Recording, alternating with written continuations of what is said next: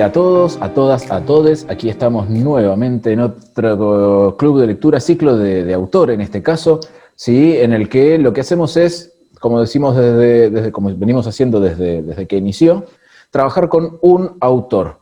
Comenzamos con Borges trabajamos una temática, ¿no? Los cuentos gauchos, habíamos dicho, esos 3 cuentos en los que de alguna forma Martín Fierro está por ahí dando vueltas.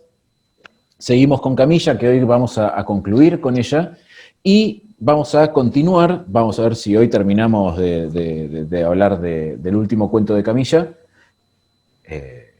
y nos queda tiempo. Trabajaremos con el primer texto de este libro, que se llama Seres Queridos, de Gracia Pony, que tiene una imagen de cubierta que es muy, muy interesante. Nada, me parece siempre una gran apuesta este libro, siempre me gustó mucho.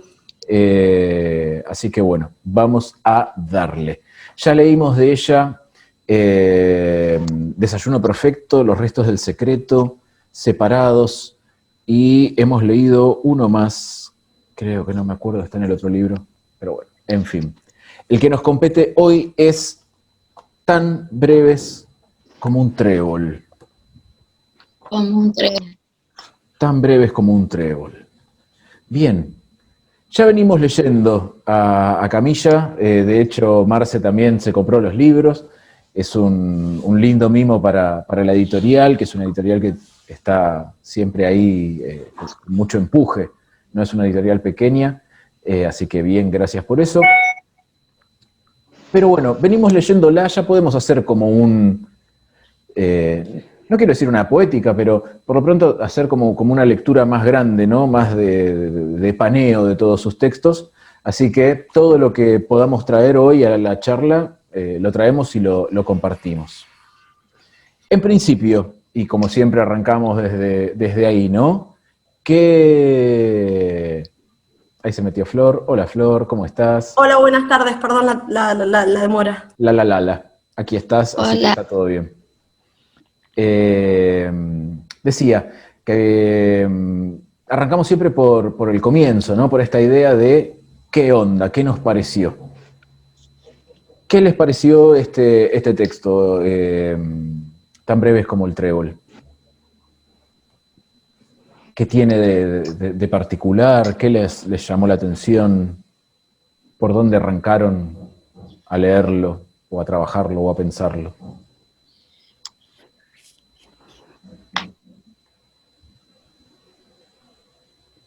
¿Quién gusta? ¿Quién gusta? Dale, Marce, sí, por favor. Siempre arranco yo, ¿viste? Tengo tantos problemas para hablar. Bueno, a mí, sinceramente, de todos los cuentos, fue el que menos me gustó. Bien. Los otros me gustaron mucho más. Y me parece que está muy claro en no el quiebre, pero lo que sucede antes y después de tener un hijo, que la vida es otra absolutamente.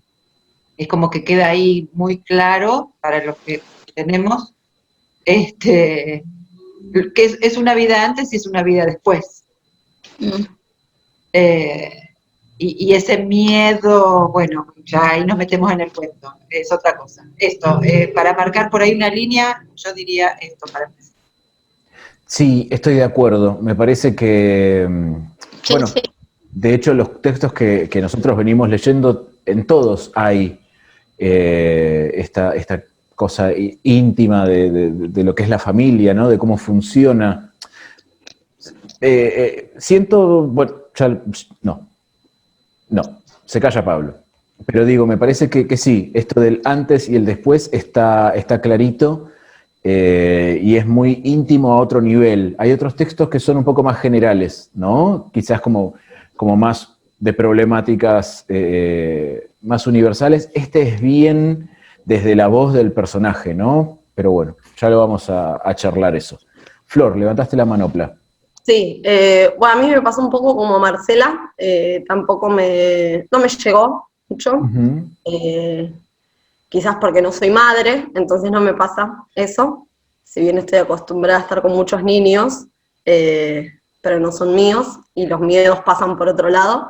Pero no, sí, no me generó demasiado, como que lo leí y no me dieron ni siquiera ganas de releerlo.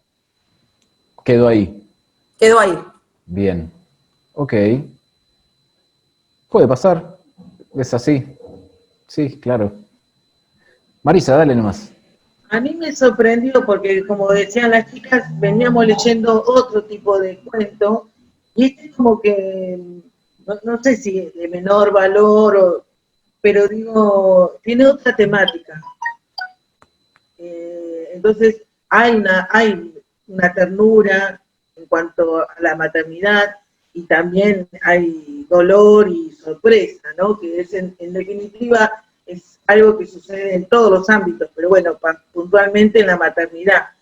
Esto digo de qué va a suceder frente a el discurrir o el transcurrir del tiempo, ¿no? Eso. Bien. Creo que entiendo lo que van diciendo. Sí, es verdad. Ahí hay un tema que tiene que ver también con yo en chiste le digo la curaduría y ya me quedó. Vieron que cuando hay una galería o se organiza una muestra de arte, el curador es el que dice, bueno, este cuadro ponelo acá, el otro ponelo acá, ¿no? Como para que esos cuadros tengan de alguna forma un recorrido, una lógica. Y seleccionar textos y elegirlos y acomodarlos un poco es una curaduría. Y este texto entra último porque me parecía que tenía esto que los otros no. Los otros son un poco más espectaculares, si se quiere, ¿no? Son mucho más, no sé si decir más ricos, pero Los restos del secreto es una novela prácticamente, ¿no? Es enorme. Desayuno perfecto es una bofetada. Separados es un texto que tiene una ternura, Flor se ríe, Separados es un texto que tiene una ternura muy grande, y este yo lo puse al final porque la sensación que a mí me da, si bien todos los textos son muy intimistas, ¿no? Todos tienen esta exploración del sujeto, del interior, de la subjetividad, este me parece que es el más, el que más ahonda, porque aparte está contado en primera, ¿no? Al estar narrado en primera, y esto es algo que hablábamos un poquito también el sábado con el otro grupo, que es las decisiones que un autor tiene que tomar cuando va a contar algo, ¿no? Y contar algo en primera implica que uno se involucra desde otro lugar, ¿no? Uno, lector, participa de eso que se cuenta casi como viviéndolo con ese narrador. Digo, pongámoslo en comparación con Desayuno Perfecto, que está en segunda persona, por ejemplo, ¿no? Vas a ir vas a poner una mano en su hombro flaco, ¿no? Los restos del secreto, que está en tercera, y este en primera. Digo, cada narrador genera en el lector un diferente nivel, no sé si de compromiso, pero hay narradores que te permiten entrar mucho más, y el narrador en primera me parece que es el que interpela de esa forma, ¿no? El que nos guía un poquito más. ¿Ceci? Sí, puede ser por eso que vos decís, porque nos pone al lector como un sujeto más activo, ¿no? Y a mí me generó mucha angustia, transmite de entrada angustia, miedo, desesperación, y era como un clima muy, muy intenso, muy, muy denso, de sensaciones, y como que parece que después le faltó historia, como que para tanto clima y tanta intensidad, de tanta desesperación, de miedo, de protección que ella quería para su hijo, y como que después todo pasa muy rápido, y también como que ahí se desvanece y capaz que queda, como que queda, le faltaba cuerpo, estaba Sí, como inconcluso. no tiene la estructura clásica, ¿no? Del final que resuelve. Eso sí es cierto, es un cuento Pero que... como que todo muy rápido, o sea, tanta presión en generar ese sentimiento de tanta angustia y como de que después es todo un vuelo rasante. A mí me dio esa sensación. Sí, sí, sí. No, Y por eso queda como medio vacío. no estamos defendiendo al cuento, al contrario. No, cada uno expresa y tal vez en otra lectura sucede otra cosa, ¿viste? Capaz que ya en una segunda lectura uno no lo vivencia de esa manera tan angustiante. Pasa que también, y a esto voy, ¿no? Yo apuesto. Yo tuve una lectura muy parecida a la que hiciste vos, en el sentido de centrarme o de que el texto me tocara desde el lado de las sensaciones. Es un texto que genera opresión, ¿no? No solo desde lo que se cuenta, sino desde el cómo está contado.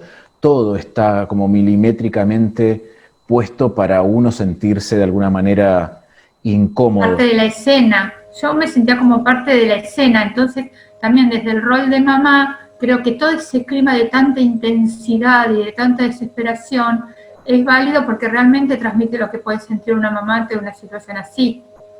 Sí. O sea que eso no está como sobrevaluado, al contrario. Sí, sí, claro. Y sobre todo, cómo... No, a ver qué dice Marce, porque capaz que Marcela quería decir algo que... No, sobre lo que decía Cecilia, que es todo como muy rápido.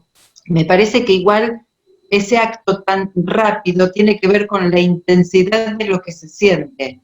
Y yo hacía como por ahí un paralelo cuando se te pierde, a mí me pasó una vez, un niño en la playa. Y son 14 segundos, por qué sé yo, ponele, por lo menos mi experiencia. Digo, ¿no? Una nada, y sin embargo en esos 15 segundos te pasa de todo. Entonces por ahí este hecho que sucede así tan rápido también quiere marcar esas tantas cosas o esa intensidad en ese corto periodo de tiempo, esa intensidad de sentimientos de la madre. Sí, bien. A ver, Lu, sí. Te tenés que dar micrófono, Lu, perdón. Ahí está. No, sí, de hecho, cuando relata que ella corría con su bebé en los brazos, ¿no? Y sangrante. A pesar de que la casa quedaba cerca, nunca le había sentido tan lejos. Repetir la última frase que no se... Porque es como que... Porque se escuchó mal, pero eso, que por ella corría con en los brazos, dice, a pesar que la casa estaba cerca, no la sentía lejos. ¿Ahí entendiste? Sí, perdón, Lu, pero se te entrecorta muchísimo. Yo creo que lo que quisiste decir es esta idea de la sensación, digamos, de la casa nunca estuvo tan lejos, ¿no? Es esta idea de siempre es la misma distancia, solo que hoy necesito cubrirla mucho más rápido y no puedo. Sí, sí. Bien, sí, claro. Bueno, pero esos detallitos están a lo largo del texto. Decime, Lucy. No, que yo no escucho nada tampoco. Es como entiendo a mi de las... Es una pena, pues bueno, ni... Vamos a ver qué pasa ahora cuando se corte la reunión, si volvés a entrar, si eso se se A lo mejor. resuelve, se ayuda un poquito por lo menos. Flor levantó la mano. Por ahí, por ahí. No, por ahí era con lo que había dicho Lu, ¿no? De lo relativo. Yo tengo una amiga que es psicóloga y ella siempre me dice, el tiempo es relativo. Y en realidad todo es relativo. El tiempo es relativo, el espacio es relativo, o sea, porque ella me ponía el ejemplo de 5 minutos no son nada, pero un niño que está esperando a su papá en la puerta del cole, que llega a 5 minutos, es un montón de tiempo. O sea, el tiempo es relativo, depende de quién lo mida, de en qué momento estés. Entonces, y eso por ahí es lo que da este cuento de esta cosa de relatividad del tiempo, porque por ahí te cuenta muy largo y muy detallado toda la previa y todo lo que ella siente, y por ahí muy cortito el momento de lo que pasa. Y después esto de la relatividad de la distancia, de lo lejos, de lo cerca que está cuando uno lo necesita más o menos. Y sí, por ahí, eso sí, en eso sí se nota, y por ahí es como decía Ceci, que uno puede, se nota la angustia, o sea, yo por ahí digo que no me llegó, pero porque, bueno, no me llegó tanto, pero sí, se nota toda la angustia, porque soy medio mala. Yo vine sin instinto materno. Ella es Santi. Pero se nota, o sea, se nota y uno siente esa angustia, qué sé yo. A mí me pasa en el colegio cuando veo que un niño está a punto de caerse, desde el momento que se tropieza hasta que cae al piso, a mí me duele todo, o sea, y me duele a mí, y digo, ay, se mata. Y después por ahí se paró y no se hizo nada, se raspó. Pero, qué sé yo, por ahí yo lo veo a mi hermana, que es mamá de un nene chiquitito, y ella hace yo le digo, no pasó nada, y ella está llorando porque el chico se tropezó, o sea, y son esas cosas distintas que tiene. Creo que acá, no sé, soy la única que no tiene hijos, entonces, bueno, y vos, pero, bueno, sí, está bien, y vos. Pero bueno, sí, por ahí, obviamente, este cuento por ahí le llega distinto a quienes los tienen propios y a quienes no.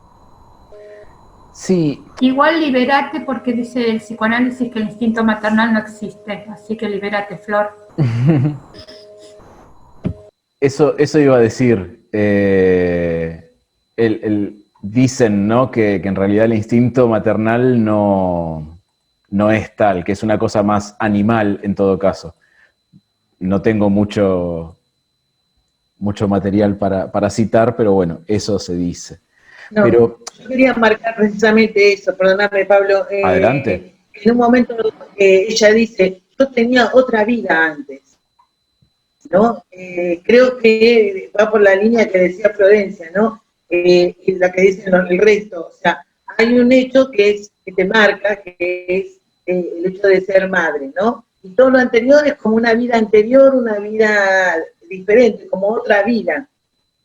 Porque a partir de que ya te haces cargo de otro ser, es como que te abre el panorama. Por eso me parece importante esto de otra vida, ¿no? Para ella no sería tan temerosa como lo fue demostrando. Es más, yo pensé que iba a terminar mal el chico, pero al final el chico se levantó, como dice Florencia, y siguió caminando. O sea, todo pasaba por la cabeza de ella. Bien. Y ahí voy, digo, me parece que el texto apunta a eso, digamos, y me parece que esta cosa que venimos señalando, ¿no?, de las sensaciones y demás, y de cómo se resuelve, que al final el texto no tiene una resolución de cuento, digamos, como quizás nosotros esperábamos, ¿no?, un conflicto grande, sino que es casi como si se diluyera ese problema, ¿no?, que es... Porque creo que lo que trata es del miedo, ¿no?, al fin y al cabo. Es de la angustia. Y como decía Marcela hoy, apenas arrancamos, antes era de otra forma, ahora mi vida es otra cosa. Ahora mi vida es así, y ahora esto es lo que pasa. Esto es lo que me está pasando, ¿no? Lo dice clarito en un momento, cuando...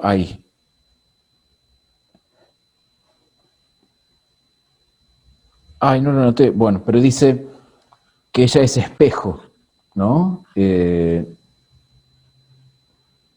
Pensé que lo había notado para poder citarlo clarito. Bueno, pero dice, que ella es espejo de su hijo. Si él está bien, ella está bien, ¿no?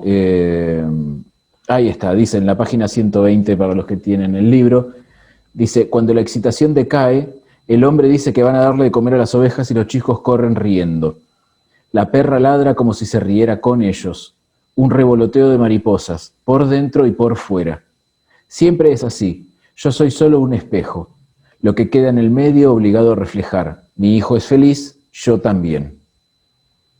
No, no siempre fue así. Yo tuve otra vida antes de él.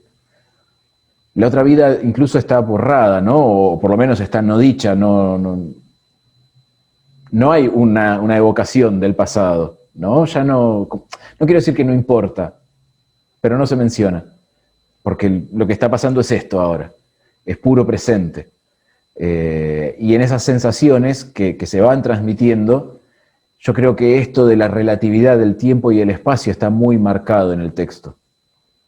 Esas 2 vueltas que da el carnero, que quizás sean 2 segundos, son eternas, y después que ya el hijo está con la bolsita de hielo en la boca y el orden del mundo se restablece, pueden ir a ver la tormenta y ya las marcaciones temporales son otras, están más laxas, si se quiere. El tiempo es un poco más elástico en ese sentido, un poco más blandito. Entonces decíamos, es un cuento que, digo, por todo lo que venimos diciendo, yo creo que tiene esta intención de tratar de contar esas sensaciones, ¿no? De transmitir, digamos, como, no quiero decir la experiencia de ser mamá, pero ese ratito, ¿no? De picos de angustia y de miedo y demás, y el alivio, ¿no? Que viene con el ver que la situación se restablece, como todo eso además flota en el ambiente, ¿no? Porque no es solamente una sensación física. Y aparte hay otra cosa que es interesante, o por lo menos a mí me resultó interesante, que es cómo ella anticipa también algunas cosas, ¿no? Cómo ella está viendo descubrir a su hijo y ella, el sujeto de enunciación, sabe de antemano cosas. Por ejemplo, el tema del tacto de la oveja. No sé si... Sí. Porque en un momento dice que van a tocar la oveja. Sí. Y están...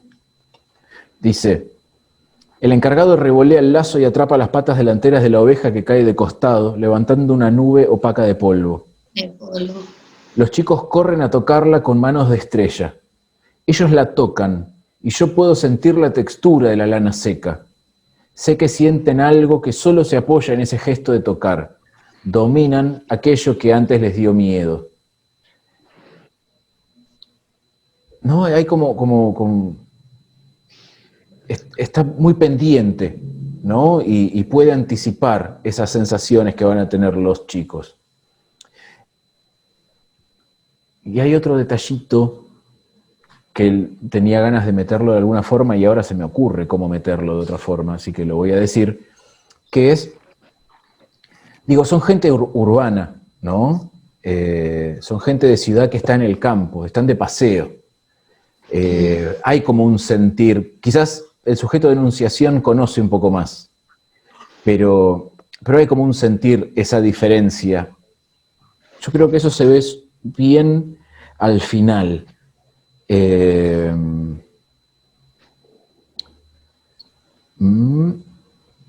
les digo. Al final, cuando están ya después con el tema de la tormenta, llevo a mi hijo en brazos afuera, vamos a ver la tormenta. Nos alejamos de la casa hasta que las ventanas son solo cuadrados amarillos que tiemblan. El cielo es enorme, cóncavo. No es un plano celeste que flota sobre terrazas y cabezas. Es algo que rodea ineludible desde lejos. El cielo es limpio, pienso. Algo resuena. No. El cielo, la muerte. El cielo es limpio, pero es la tierra la que es bella, pienso. Y en un momento antes dice, cuando habla del anochecer, un rato después, dice, estamos despidiendo a aquellos que se van antes de que llegue la tormenta que se anuncia en el cielo. oscurece, pero en el campo eso no es solo luz que retrocede, lámparas que se encienden. Al pasar uno de los hombres, bueno, y ahí habla del carnero, que ya vamos a hablar después.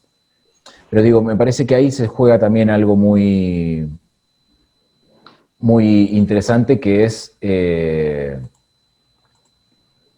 esta sensación de estar en un lugar que también es ajeno, ¿no?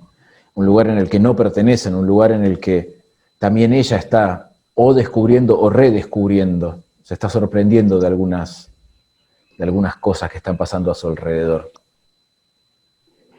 Sí, Lu, dale nomás. La misma pregunta de siempre, porque me importa demasiado el título. Está muy bien. El título, porque el título como que dice todo, ¿no? Y ¿qué quiso decir con tan breve como un trébol? Hay muchas explicaciones ahí, como para decir que es breve como un trébol. Muchas. Bien. Y termina diciendo eso. Bueno, ahí ¿No? hay una cosa interesante que vos estás diciendo, que es como termina el cuento, es la frase que cierra el cuento, ¿no? Sí. Título y frase que cierra, ya eso nos genera una cosa de sanguchito, por decirlo de alguna forma. Sí. Porque el título muchas veces puede ser una clave de anticipación, puede ser una cuestión que tenga que ver con cierta ironía, ¿no? El sábado leímos un cuento, por ejemplo, que se llama Un hombre con suerte, y lo nada que leíamos ver. y nos íbamos preguntando, ¿no? ¿Dónde está la suerte de este buen hombre? ¿Es que tiene, claro, ¿es que tiene suerte o está meado por un brontosaurio? En fin, yo creo que en este caso el título está jugando con otras cosas. A ver, Marcela. Creo que tiene que ver con la vida y la muerte. O sea, el tan breve es como un trébol, es la vida que es efímera, que en cualquier momento puede. Y otro tema es el que decíamos que es el único cuento que está relatado en primera persona y a todos nos pareció como el más débil, pero es otra vez el tema de la muerte que en todos los cuentos se presenta como que está visto en general como algo más, ¿no? Lo que decíamos de la cultura japonesa, que no está tan traumático, que no es tan desagradable y tan... En este hay como una diferencia, me parece. Acá hay un miedo, donde el secreto era el de, no, ¿cómo se llamaba? El del desayuno. En ningún momento vemos miedo en ese personaje, ni se siente temor. Cuando las chicas juegan en el otro cuento también es a través como de un juego, de una sensación, pero tampoco aparece el temor. En cambio acá sí aparece, pero el tema recurrente de la muerte. Y para mí es tan breve como el trébol, está marcando esto. La vida es breve y es un trebolito. Vamos al último párrafo y charlamos un poquitito más. Dice,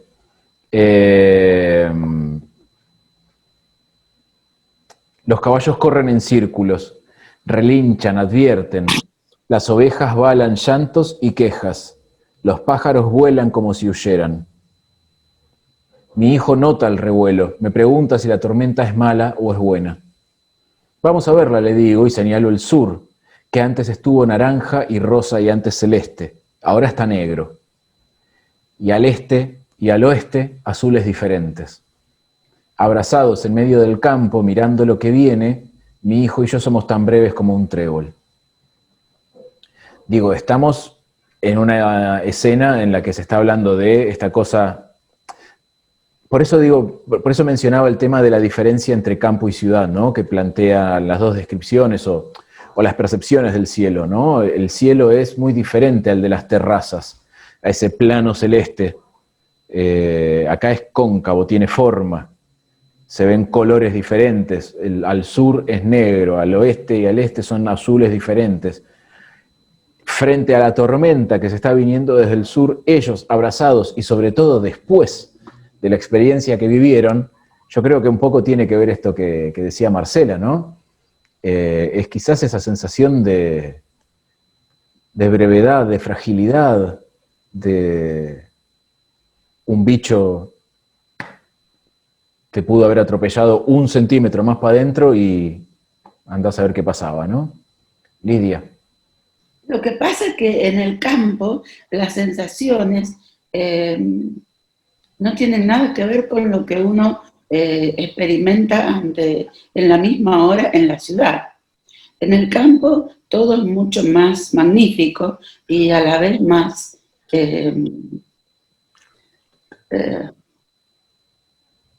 más apabullante, digamos.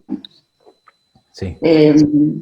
Y está todo como a la enésima potencia mandado hacia arriba, sobre todo a esta hora que para mí es la hora del Ángelus, y entonces es una hora muy especial en el campo, que no pasa todo eso en la ciudad, aunque también es especial, porque es especial ese momento del día, en cualquier lugar, pero en la ciudad con todo el tráfago pasa mucho más desapercibido, pero en el campo es como si todo en ese momento a su vez reviviera,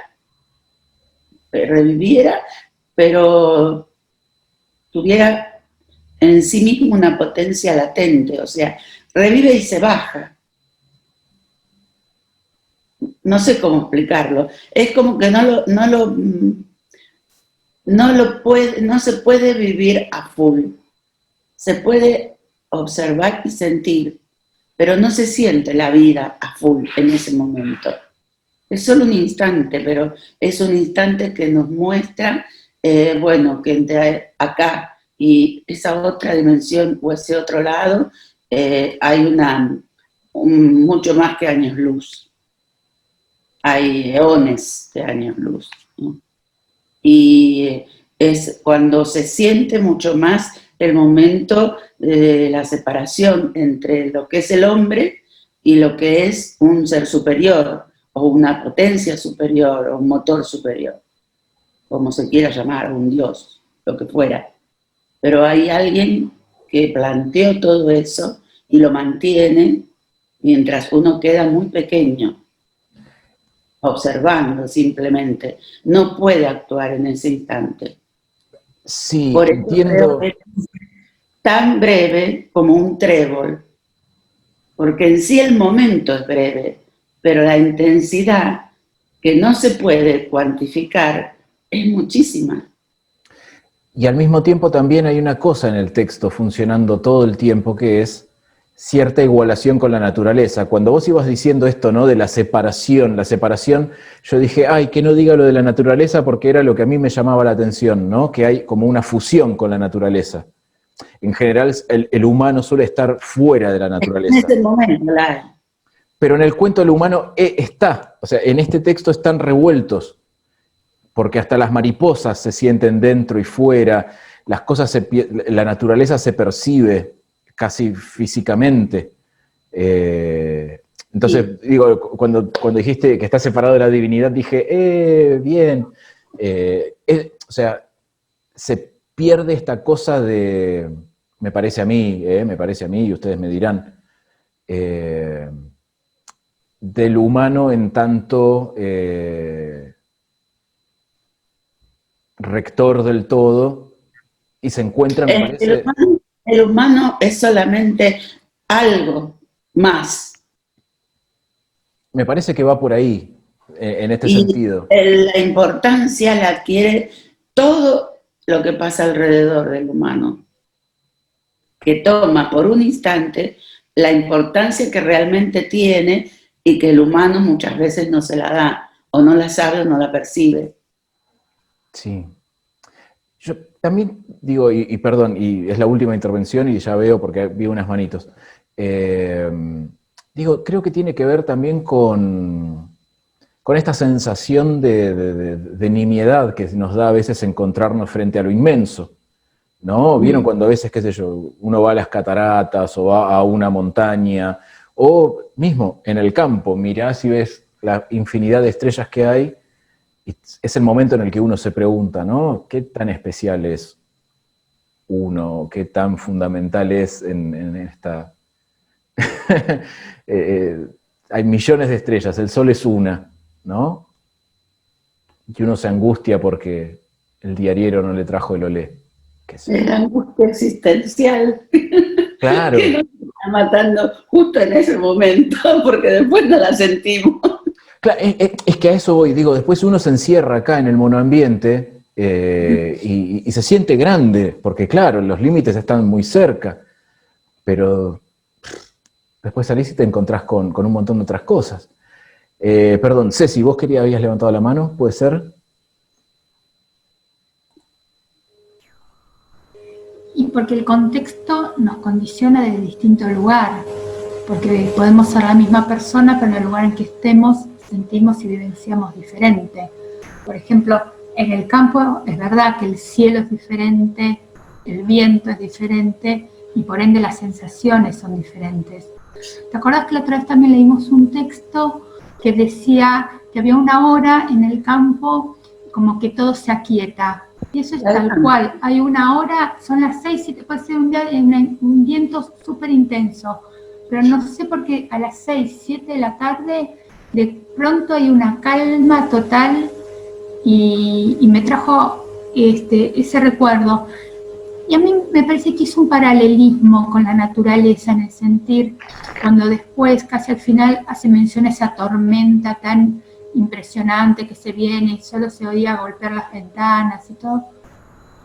¿Qué es esa tormenta que le pasó a ella cuando vio a su hijo en peligro?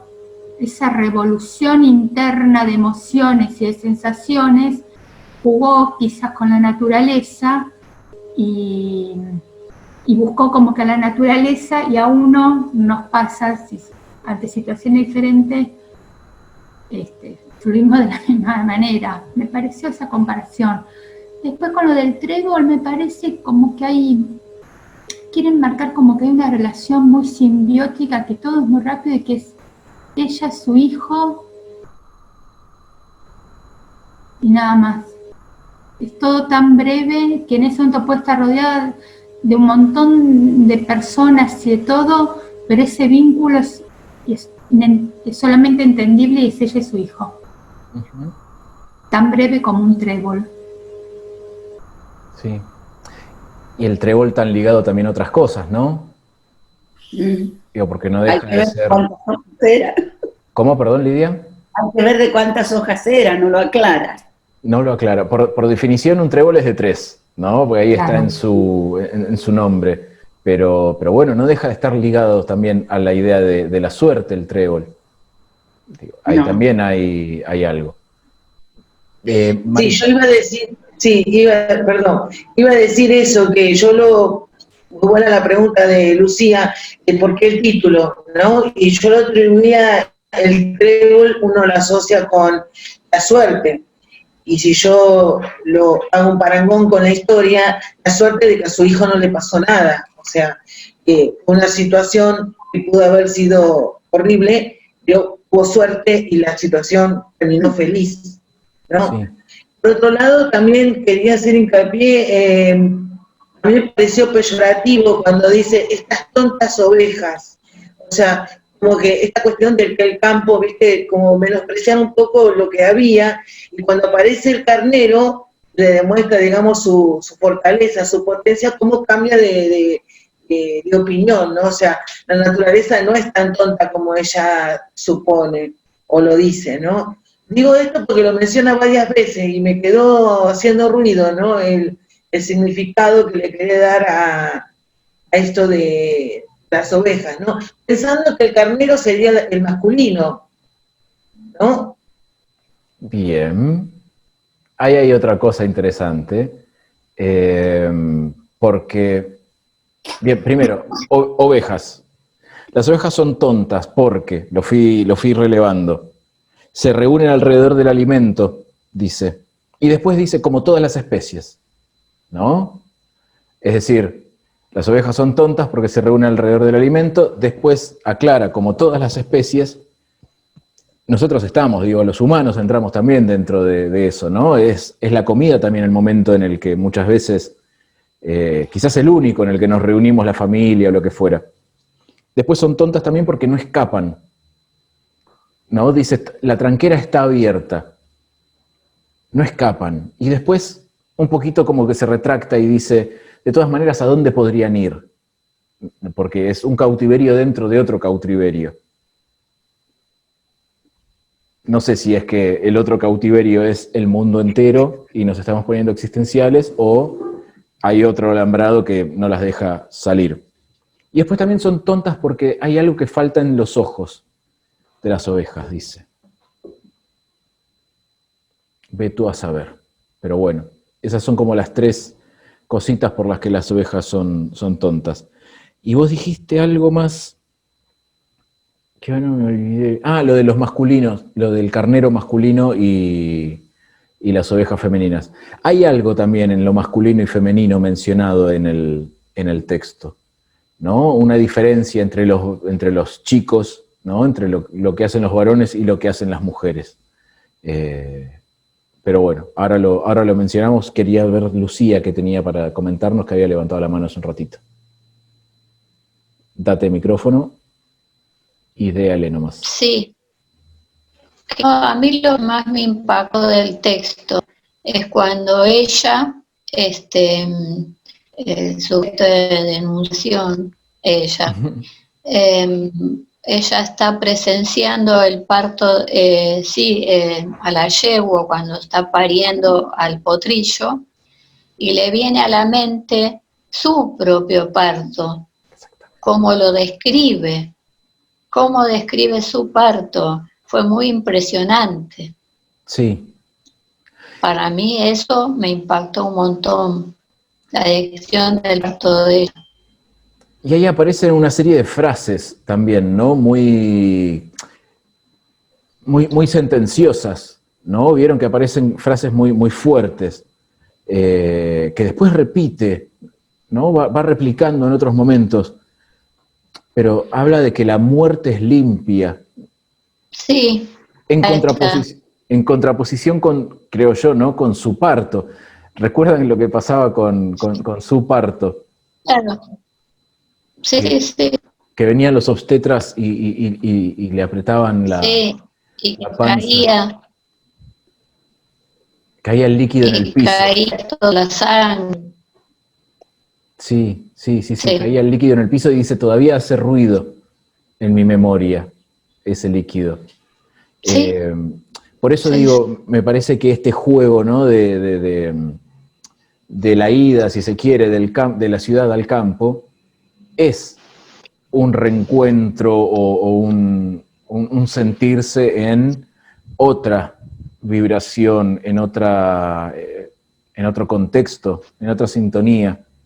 Entonces todo es particular y todo es diferente. A mí me gustó. ¿Qué te gustó? Gustó. ¿El texto, todo. Ah, bueno, ¿sí? Me alegro mucho. Sí, ojo, a mí también me gusta mucho, pero sobre todo creo que lo que me gusta es la escena final, ¿no? Esta escena en la que se encuentra cierto equilibrio, por decirlo de alguna forma, y ellos están abrazados frente a esa cosa que viene la tormenta. Sí. Marcela, ¿puede ser que vos hayas levantado la mano hace un ratito? ¿No? Bien. ¿Qué más hay dando vueltas? Flor, dale nomás. No, yo me quedé con lo que había dicho Marisa, con lo de las ovejas, que eran tontas. Para mí, yo no lo sentí como que haya sido despectivo hacia las ovejas o hacia el campo. Para mí, yo lo sentí más como transferencia que otra cosa. O sea, esa cosa de las ovejas son tontas, no pueden salir del cautiverio. A mí me da esa sensación de como que ella hace esa transferencia como diciendo, una como madre, por más que quiera salir de ese grupo, de esa cosa encasillada de ser temerosa, de tener miedo, como había dicho, no me acuerdo si fue Cecilia o quién fue, y hay mucho de simbiosis, o sea, digo, todo el tiempo ella está diciendo mi hijo, mi hijo, mi hijo, como si el hijo no fuese una persona más que su hijo. Como que ella no puede salir de eso, y por ahí como que inconscientemente se lo reprocha. Para mí, yo lo sentí más así, como que ella se siente mismo incómoda en ese papel de madre temerosa que no puede permitir, porque, y en un momento de hecho dice, no lo tendría que haber dejado que esté ahí, obviamente, ¿no? Sí, pues si uno tiene miedo, pero por ahí yo lo sentí así, más como que estaba poniéndose a ella en el lugar ese de las ovejas, y cuando dice, por lo que falta en sus miradas, y no nos olvidemos que ella, un poquito antes, habla de que ella es un espejo del hijo. O sea, si vos sos un espejo de tu hijo, o sea, quiere decir que vos no, dejás de ser vos y empieza a faltar algo en vos también. Es como que encima está todo en la misma página. Y es como que mucho. Entonces, ella como que reprocha en las ovejas lo que por ahí inconscientemente siente en ella. Y esto de que yo antes tenía otra vida, yo antes era otra, yo antes, o sea, como que bueno, yo por ahí lo Sí, veo a mí más. me pasó, viste, cuando Pablo hizo un reconto en cuestiones de tonta, y le iba a decir esto que vos decís, Florencia, me pareció también una transferencia de ella, porque en realidad la tonta, de ahí ella se sentía tonta, por esa vida monótona de andar corriendo detrás de su hijo, ¿no? Y también, Pablo, cuando vos hablabas de los límites, ¿no? Que las ovejas no salen de los límites, ella tampoco, porque ella está encerrada en ese mundo familiar. O sea, su vida ahora gira alrededor de su hijo. Entonces también está como la oveja, ¿viste? Dando vueltas ahí en un mismo lugar. Eso no lo... Ahora con ustedes me di cuenta que hay una especie de transferencia, ¿no? Con las ovejas. Es que, y a esto voy, me parece que el texto todo el tiempo nos está un poquito empujando o yo me sentí un poquito empujado a la conclusión de que el personaje está igualándose con la naturaleza, o la naturaleza, digo, esta idea del espejo, ¿no? Me parece que no solamente es espejo de su hijo, sino que ella es espejo de la naturaleza también. La naturaleza le está permitiendo explicar y entender muchas cosas. Volvemos de nuevo a la idea del parto, ¿no? Me parece que el tema del potrillo, digo, 3 hombres tiran con fuerza de las manos del potrillo para que termine de nacer. Así empieza. Y después ella se acuerda de su parto. Tenemos a 2 médicos que están apretándole, dice, incluso el obstetra dice, el obstetra y el anestesista pusieron los antebrazos en mi vientre, ¿no? O sea, ¿no? Este gesto. Y echaron sobre él todo el peso de sus cuerpos enormes. Cada vez que lo hacían, chorros de líquido caían en el piso desnudo de la sala de partos. Y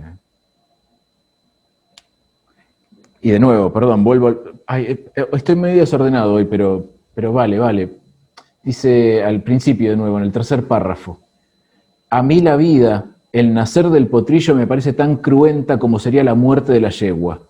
La muerte es limpia, pienso. ¿No? Digo, esas escenas tan propias, si se quiere, del campo, ella las está viendo y está haciendo espejo, como dice Flor, ¿no? Está de alguna forma transfiriendo, reflejando, interiorizando. Entonces, no es solamente un espejo, es también un poco una esponja, está absorbiendo, está pensando. Y me parece que en esto de las ovejas hay también como una reflexión sobre eso. Y tenía otro detallito más, pero ahora va a aparecer. ¿Alguien quería decir algo? Me parece, había levantado la mano. ¿No? Ok. Bien. No, yo te iba a decir que ¿sí? Estás desordenado porque no lo marcaste, como dijiste.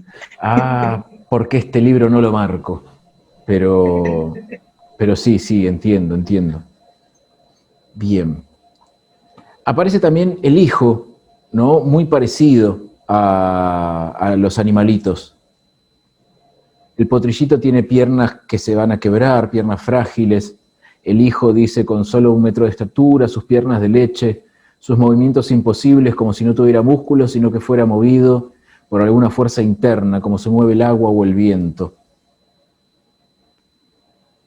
¿No? Todo está ahí muy, muy igualado a la naturaleza, muy convocado, muy parecido a lo que está pasando en ese contexto tan nuevo.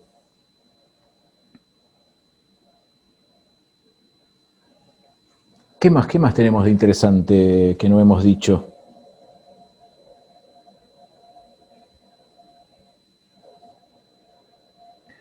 Hay una cosa que nosotros no mencionamos, pero que en los textos aparece un montón, y que hasta incluso creo que llama más la atención desde, o sea, cuando uno lo ve, ¿no? No cuando uno lee, sino cuando uno lo ve, que es la forma en la que organiza el texto, ¿no? En cómo está puntuado el texto. Vieron que tiene un ritmo muy particular Camilla cuando escribe. Es un ritmo bastante, al mismo tiempo, entrecortado, pero llevadero. Vieron que son oraciones en general cortas, párrafos muy cortos, casi como si fueran, por momentos, una poesía. Y se repite en todos sus textos. En los otros textos también tiene esta cosita de las puntuaciones muy casi quirúrgicas, ¿no? Y estas descripciones muy apenas. Eso siempre me llamó mucho la atención. Por ejemplo, en la página 122, cuando empieza el tema del carnero, ¿no? que va a embestir, dice: lo veo y siento miedo, una aguja de miedo. Es algo que ha nacido en mí junto con él, este miedo. Un miedo tan real que puedo tocarlo como toco el alambre. Tiene púas, punto aparte. Grito el nombre de mi hijo, me mira, está quieto, punto aparte. El carnero nuevo se separa de la manada y corre hacia él, punto aparte. La muerte es un animal que corre hacia mi hijo quieto, punto aparte. El carnero pega un salto y lo roza. Digo, es como muy insistente, digamos, en ese punto aparte es como, genera un ritmo muy angustiante. No sé si a ustedes les dio la misma sensación, pero es como pa, pa, pa, pa, pa. Y después tiene una otra cosa que me gustó mucho, a nivel casi poesía del texto, en la página 123,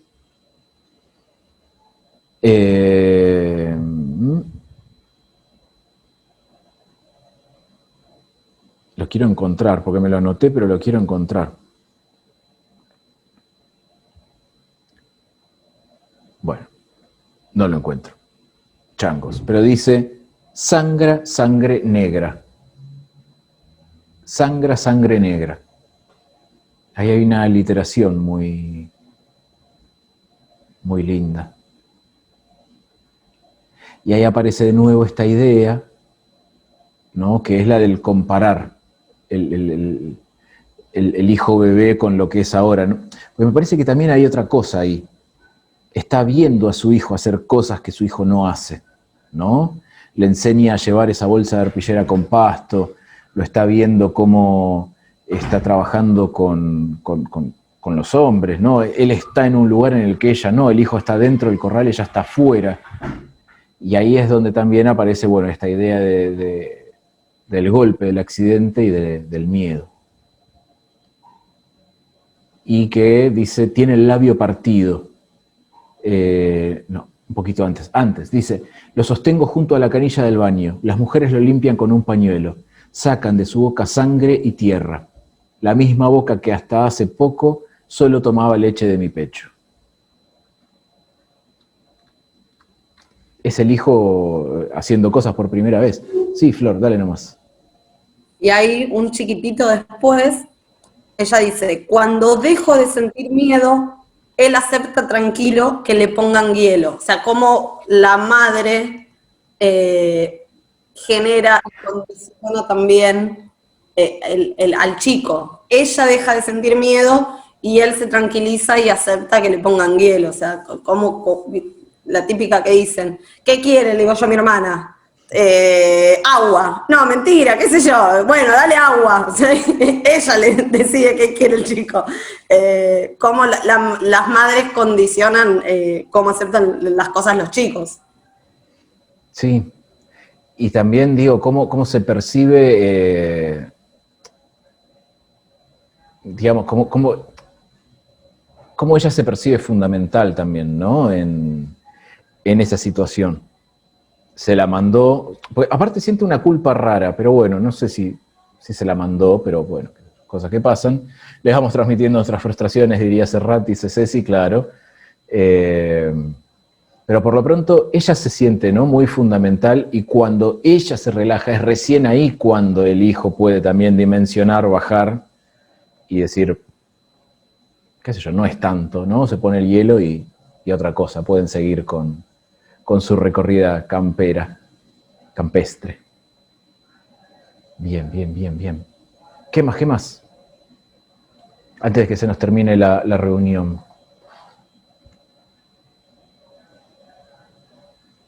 ¿Hay algo más que querramos decir del texto de Camilla? Bueno, vamos a dejarlo aquí entonces, vamos a dejarlo dormir. ¿Algo que quieran decir de Camilla en general? Así como a grandes rasgos. Ay, Marisa, ¿cómo que no te escuché? No, que cierre Marcela, que se compró el libro.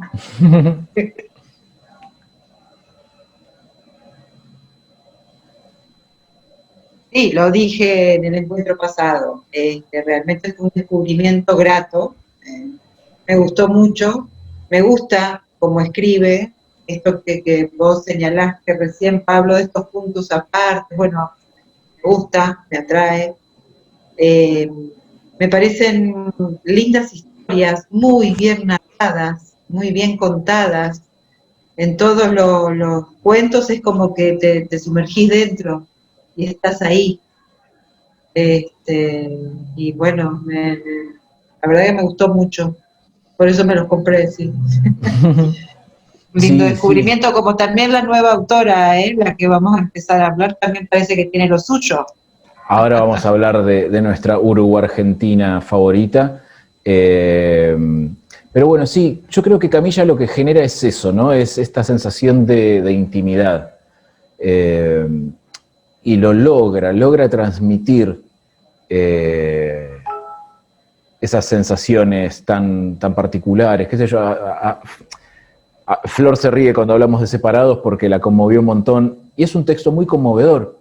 Digo que hasta en su final, de alguna forma, fantástico, ¿no? Porque tiene un final que, si queremos, le podemos encontrar una vueltita de cuento fantástico, cierra hermoso, ¿no? Y cierra desde una intimidad, desde una cosa muy, muy sentimental. Sí, Lu, dale nomás, date micrófono y dale para adelante. No, que a mí me gusta mucho porque es muy intensa y muy sensible. Bien. Me encantó las tres sillas, por ejemplo. Tres sillas que están cortito y dice tanto. Es hermoso. Sí, porque entre sillas tenemos el lamento, ¿no? Ese grito del final. ¿Por qué? ¿No? Mi papá, las sillas están, las puse como antes y mi papá no está. Hermoso. Sí, es tremendo. Bueno, creo que todos los textos de ella apuntan a eso, ¿no? A que nosotros podamos sentir con los personajes eso que les está ahí pasando. Última parte entonces de nuestro club ciclo de autor de hoy, pero antes vamos a promocionar el club de lectura de los sábados, ¿sí? Que este sábado vamos a leer una novela. Nosotros no somos de las novelas en los clubes de lectura, pero me parecía interesante jugar con algo que tuviera una forma nueva, una forma diferente. Y vamos a leer esta novela de nuestro querido Jesse Pelota, ¿no? Jesse Paul. ¿Cómo? ¿No? Entonces te voy a silenciar porque me distraigo. Jessie Ball, que es un libro muy interesante, Toque de Queda, porque tiene muchas cosas particulares, tiene un narrador muy extraño, y ya desde de por sí tiene este tipo de cosas, ¿no? Estas disposiciones del texto, y tiene por ejemplo, que cuando vos pasás esta página decís, ¿qué pasó acá? ¿No? ¿Por qué esta letra tan grande? Bueno, es bastante juguetón el texto, y fue una de las primeras apuestas de esta editorial que en su momento era nueva, que es La Bestia Equilátera, que son de esas editoriales que han surgido post-2001, ¿no? Incluso 2010, pues en esas épocas empezaron a aparecer un montón de editoriales que le han dado un valor agregado muy interesante a los libros justamente desde estas cosas, ¿no? Desde los diseños. Entonces, qué sé yo, por ejemplo, hay una editorial nueva, nosotros leímos el sábado un texto de Jammer Brinkley, que se llama Chai, la editorial, que también tiene una cosa muy interesante desde el diseño, ¿no? Desde la tipografía, los colores, la disposición. Después está esta que también le pone mucha onda, que es Compañía Naviera Limitada.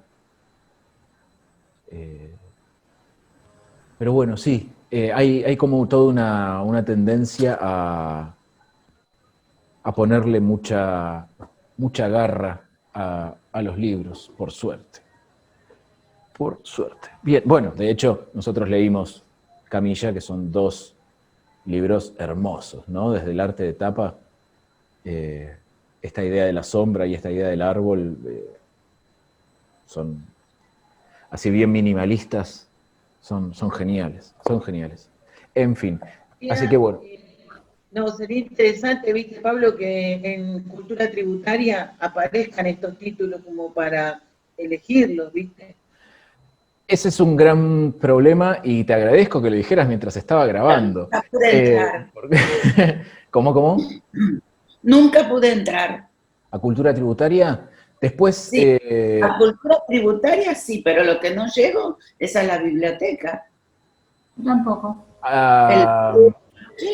Pero perdón, ¿a poder pedir los libros para retirarlos o la biblioteca digital?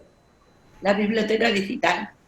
Son 2 cosas diferentes. Hagamos una cosa. Pero ahora no está funcionando en la entrega de libros. No hay entrega de nada en la municipalidad, no. No, pero yo a la biblioteca digital desde el año pasado que no pude entrar, nunca. Yo también. Hay una cuestión de software ahí. Yo me refiero a los libros de papel. Bueno, por eso estamos hablando...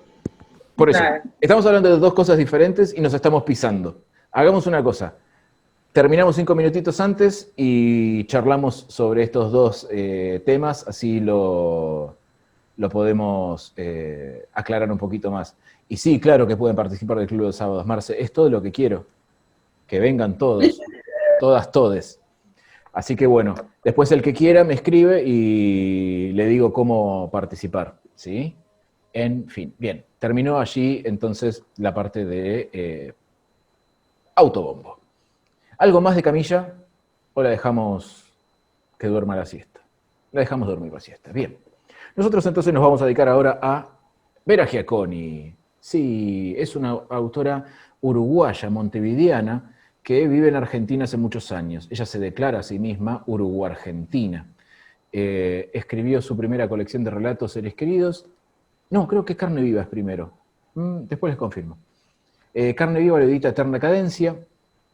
Está muy bien, es una interesante colección de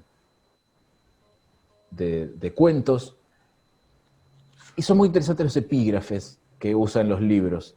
Entonces quería leer los epígrafes y después charlamos del cuento. En Carne Viva tiene un epígrafe que dice: no tengo nada que decirles a las mujeres encantadoras, me siento como un gato entre tigres, dice Katherine Mansfield. Gran autora, Katherine Mansfield. Y después, en Seres Queridos, tenemos un epígrafe de Clarice Lispector que dice: y consideró la crueldad de la necesidad de amar, consideró la malignidad de nuestro deseo de ser feliz, consideró la ferocidad con que queremos jugar y el número de veces en que mataremos por amor. Eso está en La mujer más pequeña del mundo, de Clarice Lispector. Contundentes, ¿no? Las citas que elige de epígrafe. Bien. Sí. Y no me acuerdo cómo llegué. A mí me gusta contar a veces cómo llego a los libros. La verdad es que no me acuerdo cómo llegué. Pero sí sé que lo leí y fue así como amor a primera vista. Hay un cuento que se llama Tasador, que vamos a leer para la próxima. Sí, que los que participaron el año pasado en el Club de Lectura ya lo leyeron, lo vamos a leer de nuevo, porque ahí hay un detalle también es un cuento muy interesante, me parece a mí. Pero a nosotros nos compete hoy Dumas.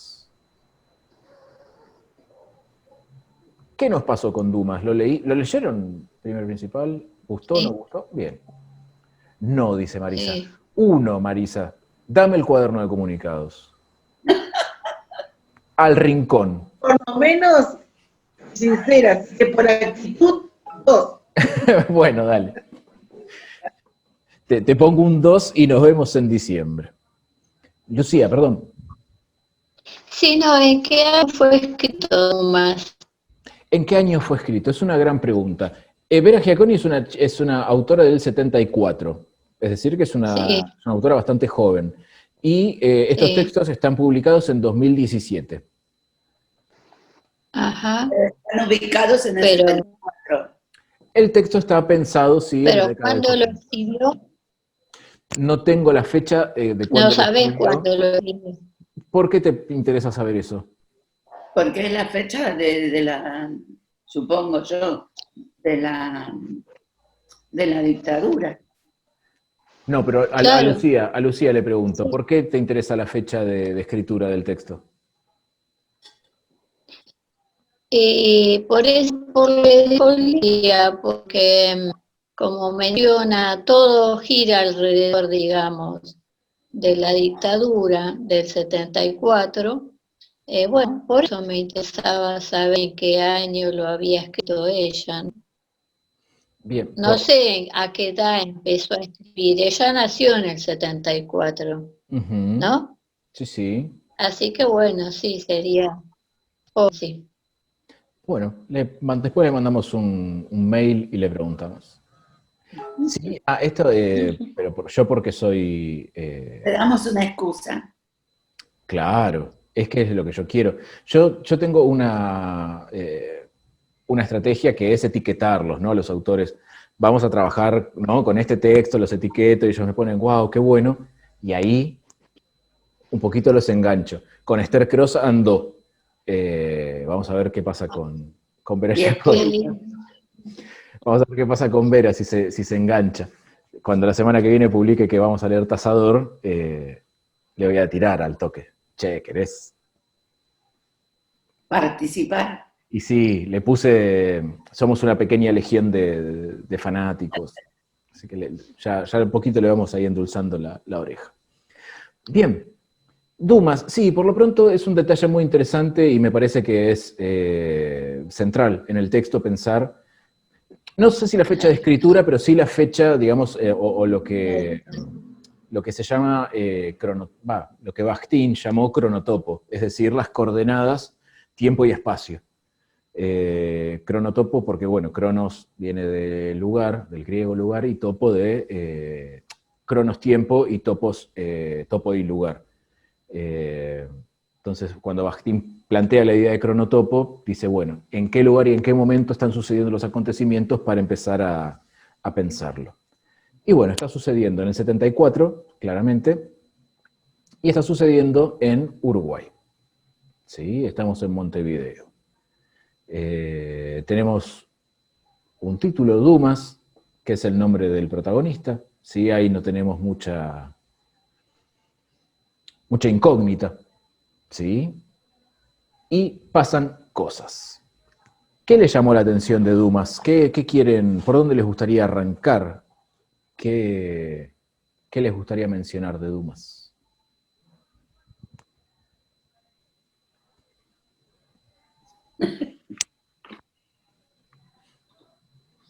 Dale, Lidia. Bueno, Dumas es lo que hoy llamamos un tipo bastante...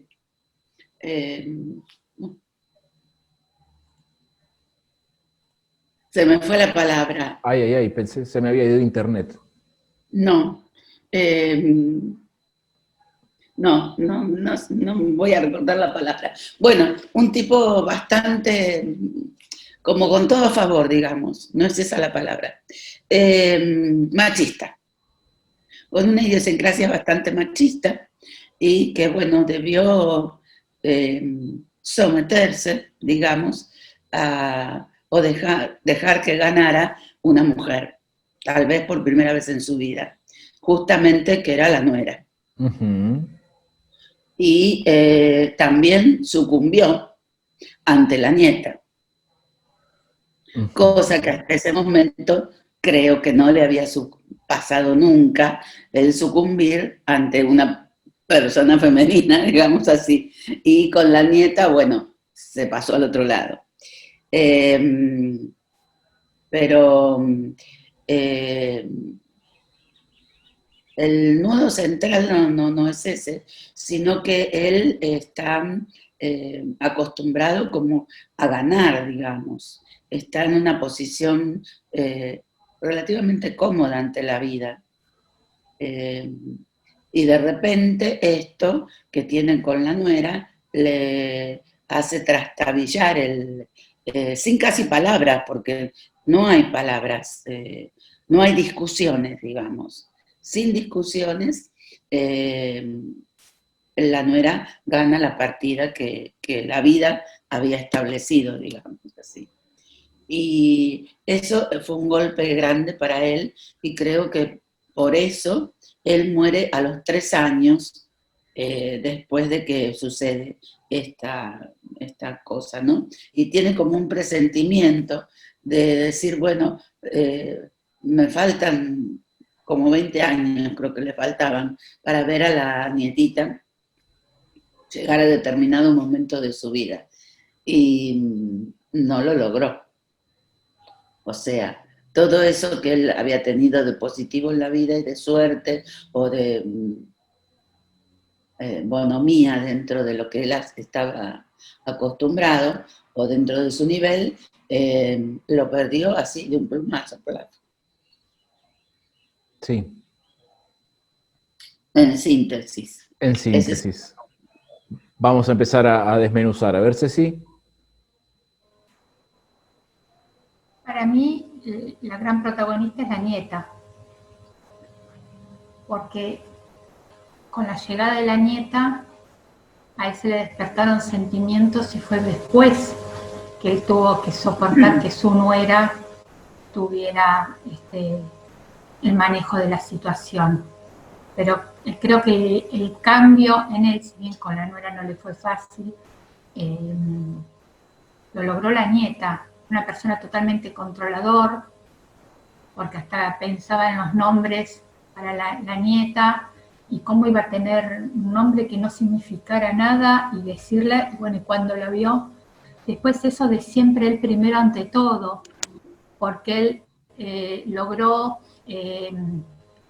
encantar a las enfermeras para que él las pudiera ver antes que sus propios padres, e incluso que le coloquen los aritos, o sea, traspasar todos los roles, todo, él súper avasallador y no le importaba nada, o sea, como que tomó a la nieta como algo más de su pertenencia, y muy despectivo hacia las mujeres, porque a la mujer, bueno, está ahí cocinando, que es lo que siempre se encarga, se fue a dormir y no la miré porque nunca me doy cuenta cuando pasa para el cuarto.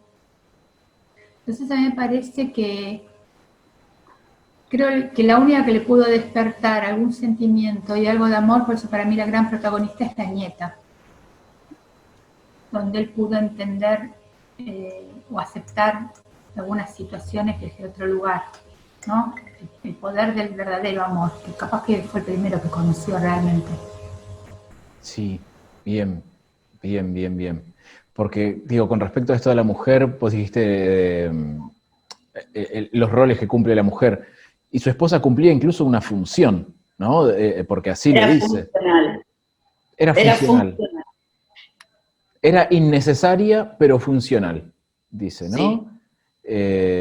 Y a todos él los ponía en determinado lugar. Él tenía todo un sistema armado, ¿no? de vida o de interrelaciones, y cada cual cumplía su rol y ocupaba su lugar en ese sistema.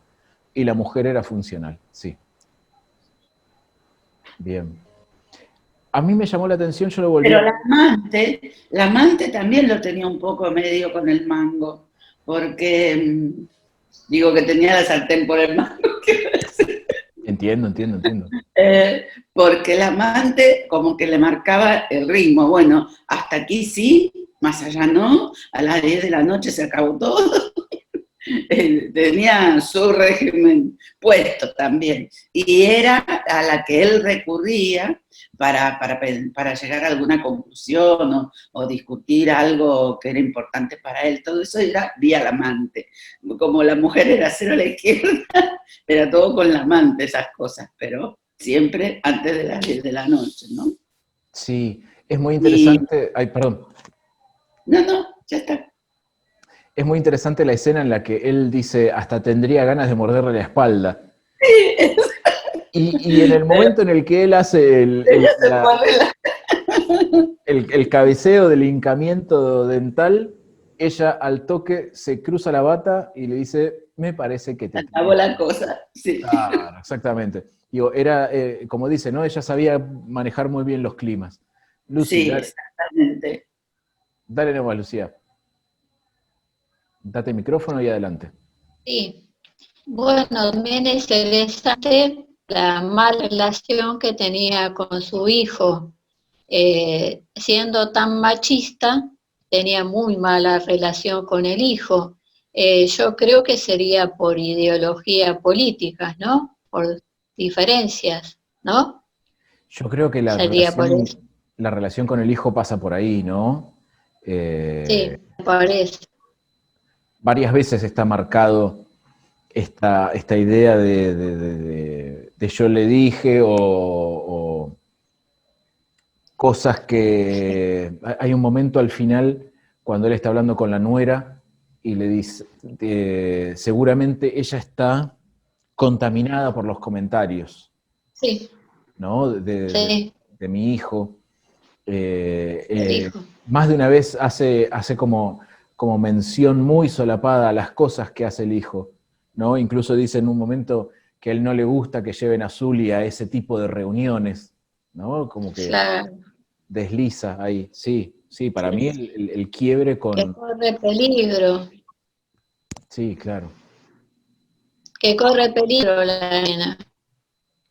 Corre peligro la nena y además, está bien, el texto no lo dice. Que va a correr peligro, entiendo. Sí, claro que va a correr peligro, por supuesto, pero digo, además Sí, de eso... eso decía él. Bueno, Pero digo, además de eso, en el texto hay algo ay, me olvidé lo que iba a decir. Bueno, Marce, dale nomás y yo sigo pensando, yo reflexiono. A mí me parece muy buena cómo está descrita la época en todo, o sea, el tema de la dictadura, el tema de la personalidad o las características de Dumas. Yo pensaba cuando Lucía preguntó, ¿cuándo lo escribió? ¿Y qué nos hubiera pasado a nosotros si lo leíamos en el 80 y lo leemos ahora? También cómo cambia, cómo ha cambiado, ¿no? Digo, la situación de la mujer, el machismo, cómo nos enfrentamos con todos estos temas hoy, cómo nos deconstruimos las que vivimos otros años y otras costumbres, que leerlo en el 75, no sé si hubiéramos dicho qué machista. Claro. Ahora decimos qué machista.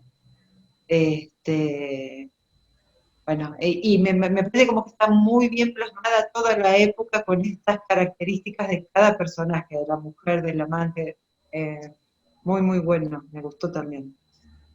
Sí, es interesante eso, ¿no? Porque hay como cierta forma de mirar la época que está bien, en esto que decís vos, ¿no? Hay hay machismos que, no digo que antes no lo fueran, pero quizás hoy son mucho más visibles o están mucho más señalados, más denunciados, que están un poco más desarticulados hoy en día, ¿no? Y acá suceden casi con naturalidad. Yo lo que quería decir, bueno, ya me voy a acordar. Esto quería decir. Ay, Ceci, dale. No, dale. A mí me sorprendió mucho cuando ayer volví a leer el cuento. Yo lo elegí por esta cosa del abuelazgo, ¿no? Me llamó la atención por ahí, por eso lo elegí. Pero después cuando lo volví a leer anoche me llamó la atención otra cosa, y es las ganas que tiene, ¿no? El narrador de señalarnos el tipo de persona que es Dumas. Fíjense en el primer párrafo cómo lo describe. Dice, no era un hombre muy alto, pero sí ancho de hombros, de cuello grueso y espesa melena oscura. Eternamente bronceado, aunque tenía 2 trabajos. Se paraba muy erguido y miraba de frente. Y el efecto, esa fue la palabra que subrayé, que causaba era el de alguien magnífico. Con el fino bigote negro, la sonrisa amplia y esa facilidad para vencer el espacio personal de la gente, sumaba a ese primer efecto una sensación de confianza. Efecto, sensación. Quienes conocían a Dumas en minutos se sentían amigos entrañables de un hombre poderoso, respetable y leal. Se reía poco, muy poco, pero hacía pensar. Era una persona alegre, quizá por su capacidad para disfrutar de las cosas, de dormir la siesta, de fumar, de la comida, de manejar su gran auto negro por la Rambla, de su nieta. Aparecen 3 menciones claras a cierta, no quiero decir manipulación, pero sí, ¿no? Cierta manipulación de su imagen, cierta impostura, cierta mostrarse de determinada forma, ¿no? Esto dice, apenas empezabas a hablar con él, sentías que estabas hablando con un amigo. Y eso era lo que quería decir, mira como, qué grande. Esta cosa que decían, no sé si con su nieta, quizás es la primera vez que llega a tener esta sensación de amor, y no puede, porque la tiene ahí a su nuera. Y el problema es que su nuera no se dejó encantar por él. Dice, porque lo dice así, no la pudo encantar, lo veía. Dice, no lo veía transparente a él. Ahí me parece que hay una cosita muy, muy interesante. Va Ceci y después va Marcela, perdón que Ceci había levantado la mano. Dale, Ceci. Y bueno, generalmente las personalidades del manipulador, por fuera es un ser encantador, confiable, y bueno, y con ella, cuando ella lo confronta, cuando en una parte le dice, eras que por afuera íbamos a estar seguros, pero también si nos quedamos acá hay muchos que te deben favores, cómo es la situación. Y creo que también desliza como para dejar pensando que el que siempre fue un controlador en todo, no pudo controlar lo que él más quería, que era ver a su hija, a su nieta crecer, porque en una parte, no me acuerdo bien esa parte, que él se la imaginó, dice, y voy a tener que esperar más o menos hasta que tenga 20 años, de verla fumar, ¿no? Y voy a tener que esperar más o menos hasta que tenga 20 años. Entonces, todo ese personaje y todo ese uso que él hizo de la autoridad y de ir encantando a todo y de manejar todo, lo que más quiso no lo pudo manejar, que llegar a ver a su nieta grande. Sí, se le licua, se le escapa. El poder, no. Porque aparte digo, esto que decís vos, ¿no? Cuando está esta confrontación, ¿te deben favores afuera? ¿Te deben favores acá? ¿Qué onda? ¿No? Primero y principal, ¿cuál es la verdad? ¿Dónde te deben favores? ¿No? Y segundo, ¿quién sos al fin y al cabo? Porque si ¿de dónde surgen tantos favores? ¿Tenés afuera? Acá? ¿Y de qué sos? O sea, ¿qué hay detrás de tuyo? Ella lo confronta ahí. Es que me parece que el texto está jugando con esa idea, ¿no? El tipo, además de ser un manipulador y un seductor, hay una gran incógnita que es ¿quién es?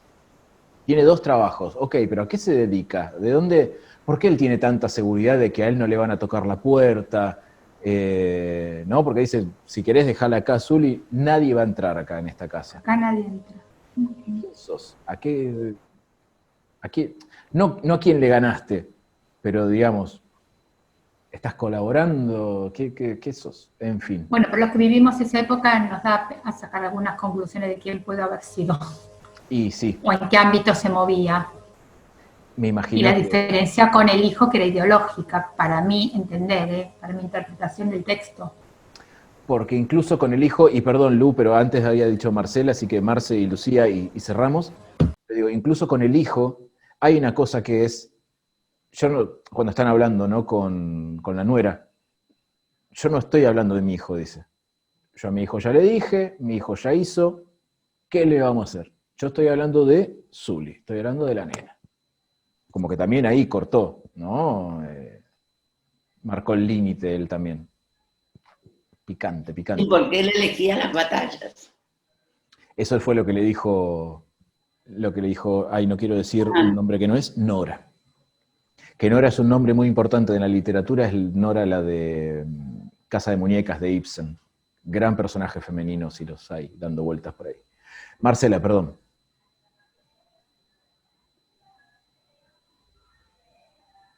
Ahí Sí, estás. un poco quería, nada, la primera parte era lo que dijo Cecilia, la personalidad que ya te digo, leyéndolo como en otra época, es un tipo canchero, seductor. También hay cuando vos decís esto de los 2 trabajos, ¿de qué trabaja o en qué anda? Cuando lo describe al principio, habla de un bigotito finito, y ahí hay como un poco de un estereotipo, ¿no? Me parece a mí, o yo lo leí así. Yo lo vi a Brandoni, ¿no? El Brandoni de Esperando la Carroza. Bueno, sí, con medio... y otra cosa que cuando está la nuera que lo interpela, él dice en un momento también que como que con la nuera habla más bajito, o algo así, no tengo el texto acá, pero no Suaviza dice sus algo así como que maneras. siempre la respetó como desde otro lugar y que siempre hasta le seduce como fuma y bueno, esta mujer le vino a mover el piso de otra manera Sí. a todas las mujeres de su universo, digamos. Sí, ella tiene dice, ella es refinada, nunca vio a alguien tan refinado, dice que con ella tiene que suavizar sus maneras. Es interesante, ¿no? A ella no le pudo ganar, no le pudo ganar. Y bueno, basta Pablo. Lucía, y cerramos.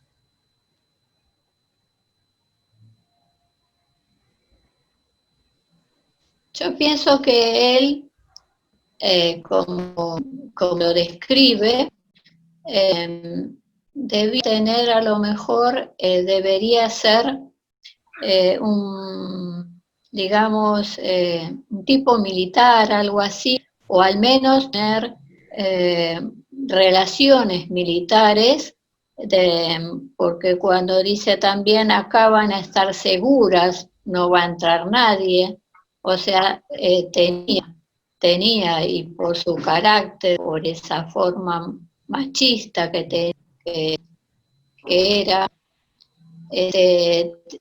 evidentemente, y con ese bigote y cómo lo describe físicamente y todo, da como un aspecto de que sea una persona que de la política o militar, pero que tenía sí relaciones